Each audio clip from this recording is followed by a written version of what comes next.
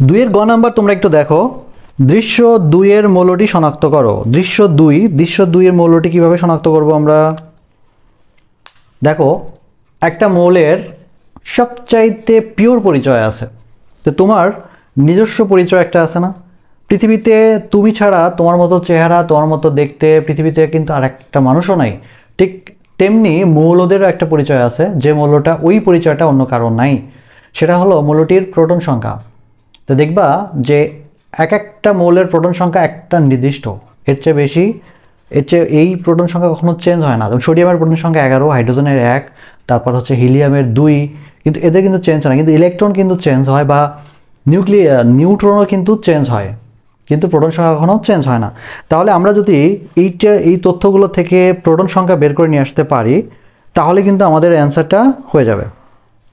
তো সেক্ষেত্রে আমাদের প্রোটন সংখ্যা বের করতে হবে। ওকে, তাহলে দেখো, দৃশ্য 2 এর মৌলটি শনাক্ত করো। তো এইখানে কি কি দেয়া আছে দেখো, নিউক্লিয়াসের প্রকৃত ভর। আচ্ছা, এখানে প্রকৃত ভর দেয়া আছে। ওকে, ভালো কথা। প্রকৃত ভর দেয়া আছে হলো আমাদের 5.357 এটা দেয়া আছে, গুণন 10⁻⁻23 গ্রাম। নিউট্রন সংখ্যা দেয়া আছে, কত দেয়া আছে? নিউট্রন সংখ্যা দেয়া আছে কত?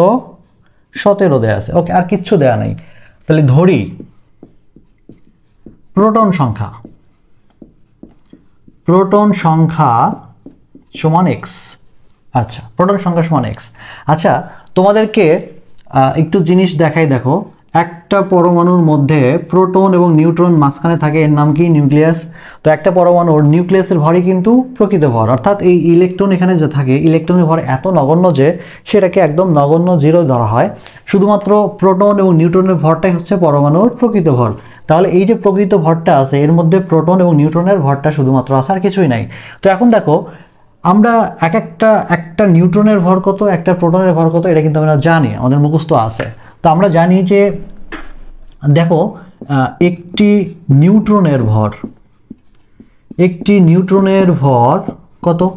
1.675 গুণন 10⁻⁻24 গ্রাম। তাহলে যদি 17টি নিউট্রন হয়, তাহলে কি হবে? এর সাথে 17 গুণ হবে না? 17 গুণন 1.675 গুণন 10⁻⁻24 এত গ্রাম হচ্ছে। তাহলে নিউট্রনের টোটাল ভর আমরা পেয়ে গেলাম। এই যে নিউট্রন যে কয়টি আছে, নিউট্রনের টোটাল ভর পেয়ে গেলাম। তো এখন প্রোটনের ভর কি হবে? প্রোটনেরও ঠিক একই রকম। দেখো, একটি প্রোটনের ভর কত? 1.673 গুণন 10⁻⁻24 গ্রাম। তাহলে এক্সটি প্রোটন না? কয়টি প্রোটন আছে? এক্সটি। তাহলে এর ভর কি হবে? এর সাথে জাস্ট এক্স গুণ হবে না? 1.673 গুণন 10⁻⁻24 গ্রাম। ওকে, তো এখন এই দুইটা যদি আমি যোগ করি, তাহলে কি এটা সমান হচ্ছে না? হ্যাঁ, তাহলে আমরা কি লিখতে পারি প্রশ্ন মতে? ওকে, তাহলে এক্স গুণন 1.673 গুণন 10⁻⁻24 যোগ 17 গুণন 1.675 গুণন 10⁻⁻24, এইটা সমান কত হচ্ছে? 5.357 গুণন 10⁻⁻23। ওকে, তাহলে এখান থেকে তোমরা x এর মানটা বের করে নিয়ে আসতে পারবে না? তাহলে x সমান কি হচ্ছে এখানে? x সমান হচ্ছে এইটা বিয়োগ এইটা বা এইটা। তো এইটা যদি করা যায়, তাহলে এখানে কি মান পাওয়া যাবে? x এর মান বলো কত? 15 পাওয়া যাবে। 15।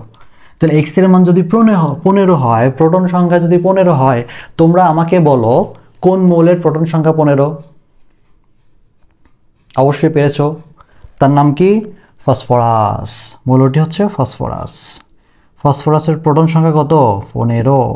এইটাই হচ্ছে আমাদের সেই কাঙ্ক্ষিত মৌল, যে মৌলটি শনাক্ত করতে বলছে। অর্থাৎ আমাদের মৌল সব হবে ফসফরাস।